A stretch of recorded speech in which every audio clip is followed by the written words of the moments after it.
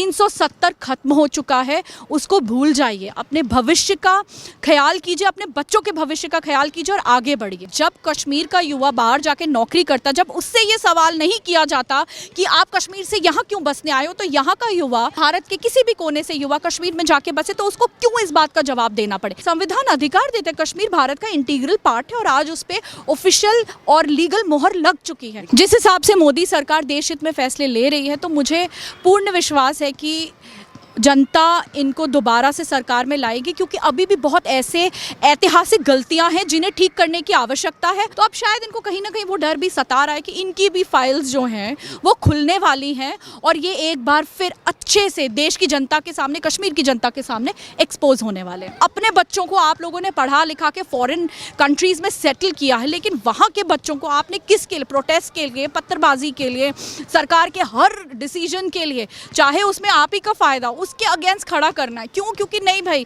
इतनी brain washing आपके दिमाग में की है उन्होंने।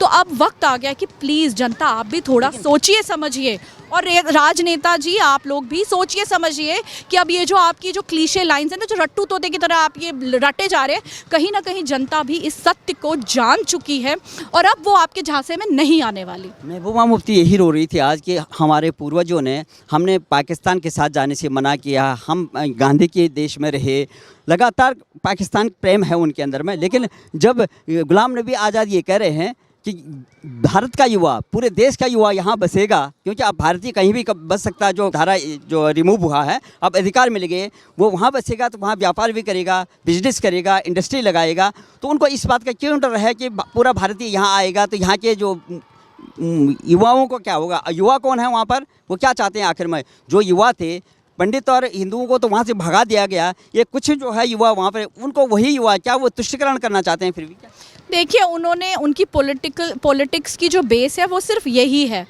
भारत का युवा, यहाँ का युवा। जैसा मैंने पहले भी कहा, जब कश्मीर का युवा बाहर जाके नौकरी करता, जब उससे ये सवाल नहीं किया जाता कि आप कश्मीर से यहाँ क्यों बसने आए हो, तो यहाँ का युवा कहीं भी, मतलब भारत के किसी भी कोने से युवा कश्मीर में जाके बसे तो उसको क्यों इस बात का जवाब देना पड़े। हमारा संविधान हमें ये अधिकार देता है, और जब तक संविधान हमसे वो अधिकार नहीं छीन लेता, तब तक I don't think in politicians को इतनी तकलीफ होनी चाहिए। देखिए, तकलीफ उनको घूम फिर के बात वहीं आती है कि अब जो इनको एक स्टेट ऑफ एंटाइटलमेंट में जी रहे थे, हम हमारे अधिकार, हमारे वो खाम खा के अधिकार, इनको पता है सिर्फ तुष्टीकरण की राजनीति की वजह से जो ये इस मेंटल स्टेट में थे कि हम अलग हैं। देखिए, यूथ वहाँ का, यहाँ कितने लोगों को मैं जानती हूँ जो कश्मीर से बाहर नौकरी कर, हमने तो उनसे कभी नहीं पूछा, हमने तो उनको नहीं बोला आप यहाँ के बसेंगे, आप वो करेंगे। तो यहाँ का यूथ क्यों, बाहर का यूथ क्यों, जो outside the state of JNK है, उसे क्यों बार बार इस चीज़ की इस चीज़ पे थोड़ा विचार करना पड़ेगा कि कश्मीर में जाके, संविधान अधिकार देते, कश्मीर भारत का इंटीग्रल पार्ट है और आज उस पर ऑफिशियल और लीगल मोहर लग चुकी है।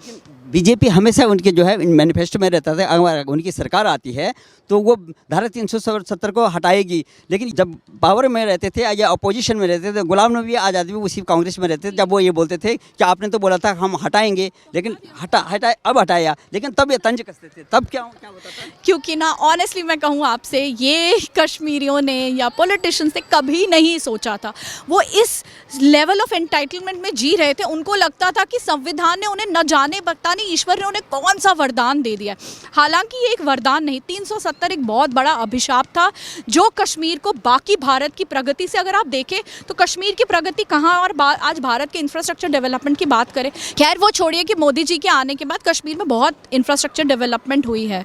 तो ये जो राजनेता हैं, इनको तकलीफ सिर्फ इस बात की हो रही है कि अब ये कौन सा मुद्दा लेकर राजनीति करेंगे। देखिए, 370 के दम पे इनको पैसा भी बहुत आता था सेंटर से, वो पैसा वहाँ पे कहाँ जाता था किसी को नहीं पता। इतना करोड़, 10,000 करोड़, 20,000 करोड़ सेंटर देता रहता था, लेकिन उस पैसे का हिसाब, अकाउंटेबिलिटी नहीं थी। तो अब इनको शायद डर लग रहा है कि कहीं ना कहीं, देखिए, ईडी अपना काम और बाकी जो सेंट्रल एजेंसीज अपना काम कर रही है, और अब वो लागू होती, पहले तो ये रोक देते थे, फाइल अलाउ ही नहीं करते थे कि वो वहाँ आके कोई भी अपना कार्य करें। तो अब शायद इनको कहीं ना कहीं वो डर भी सता रहा है कि इनकी भी फाइल्स जो हैं वो खुलने वाली हैं और ये एक बार फिर अच्छे से देश की जनता के सामने, कश्मीर की जनता के सामने एक्सपोज होने वाले हैं। सर्वोच्च न्यायालय ने फैसला दे दिया है, 5 जजों की बेंच ने जो है, जो मुख्य जज हैं, उन्होंने फैसला दे दिया। उससे आगे कोई फैसला नहीं बनता। लेकिन गुपकार जो ग्रुप के जो महबूबा मुफ्ती हैं, उमर अब्दुल्ला हैं, तमाम ये गुलाम नबी आज़ाद हैं, इन लोगों का यही रोना है कि हम अपनी कानूनी लड़ाई लड़ेंगे। अब कहाँ लड़ेंगे वो? इससे आगे क्या है? अपने ख्यालों में लड़ेंगे, लड़ने दीजिए, कोई बात नहीं। खैर, जहाँ तक जनता की बात है, जनता को भी अब ज़रूरत है इन राजनेताओं के ये जो निफेरियस डिज़ाइंस हैं, ये जो राजनेता इन जनता को बेवकूफ़ बनाकर अपनी राजनीति करती आ रही है, कहीं ना कहीं जनता को भी थोड़ा सा सोच विचार करने की ज़रूरत है। देखिए, अगर आप नहीं चाहते कि आपका बच्चा पत्थर उठाए, पत्थरबाजी में घायल हो, या पत्थरबाजी में एक इनोसेंट बच्चा, 5 साल 6 साल के बच्चे को क्या पता पत्थरबाजी का क्या मतलब होता है, अगर आप उसको ब्रेन वॉशिंग करेंगे, तो मिसलीड करेंगे, तो डेफिनेटली वो ये करेगा, वो वही काम करेगा जो उसे शोभा नहीं देता या जो उसे करना नहीं चाहिए। देखिए, अब कहीं ना कहीं जनता को भी अपने बच्चों का फ्यूचर सेफगार्ड करने की ज़रूरत है, उन्हें अच्छी एजुकेशन देने की ज़रूरत है, ताकि कल को वहाँ का जो युवा है अपने लिए, और देखिए, अगर आप कश्मीर की बात करते तो बहुत सारे वहाँ के ऐसे युवा हैं जो आज भारत को गौरवान्वित कर रहे हैं, चाहे वो स्पोर्ट्स का फील्ड हो, चाहे वो स्किल का फील्ड हो, चाहे वो स्मॉल बिजनेस हो, या कुछ इनोवेशन का फील्ड हो। तो कश्मीर का युवा, हमने हमेशा उनको अपना ही माना है। तो कश्मीर का युवा अगर आप देखेंगे तो भारत का झंडा हर स्तर पर लहरा रहा है। अब वहाँ के पेरेंट्स को, वहाँ की आम जनता को इन राजनेताओं के झांसों से बचने की बहुत बहुत बहुत आवश्यकता है। 370 खत्म हो चुका है, उसको भूल जाइए। अपने भविष्य का ख्याल कीजिए, अपने बच्चों के भविष्य का ख्याल कीजिए और आगे बढ़िए। जिस तरह से मोदी सरकार जो है ऐतिहासिक फैसला लिया, उसके बाद भी जो उपलब्धियां मिल रही हैं, अब ये पाला जो है सुप्रीम कोर्ट में छोड़ दिया गया। सुप्रीम कोर्ट ने भी बोला कि आप कोई नहीं हो सकता, सरकार ने अच्छा फैसला लिया है, चीफ जस्टिस ने बोला। आगे इन फैसलों को जो सरकार ले रही है और जो जजमेंट आ रहे हैं, और जो सरकार की उपलब्धियों को देखते हुए, क्या आपको लगता है कि 2024 बंधन तैयार हो रहा है कि मोदी को बाहर करना?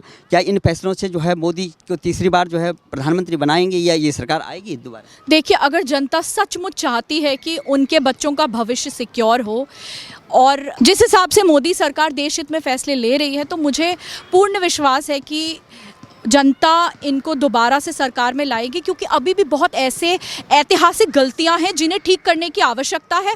और ये जो है ऑपोजिशन, इंडी अलायंस एंड अलग अलग अलायंस, गुपकार गैंग और ये गैंग और वो गैंग, इन्होंने मोदी जी को बहुत चैलेंजेस दिए और उन्होंने बड़ी खुशी से, सहनशीलता से उनको एक्सेप्ट किया और एक एक करके दिखाया है। तो आई थिंक अब ऑपोजिशन को शायद और चैलेंजेस देने चाहिए, जो मोदी जी नोट करें, मोदी जी की सरकार नोट करे, और जो ऐतिहासिक भूलें हमारे देश में सदियों से चली आ रही हो, एक एक करके अपनी थर्ड टर्म में उसे ठीक करें। और थर्ड टर्म से पहले भी हम उम्मीद कर रहे हैं कि कुछ ऐसे ऐतिहासिक फैसले आने वाले हैं, अगेन, जो कि देश हित में और नेशनल इंटरेस्ट में होंगे।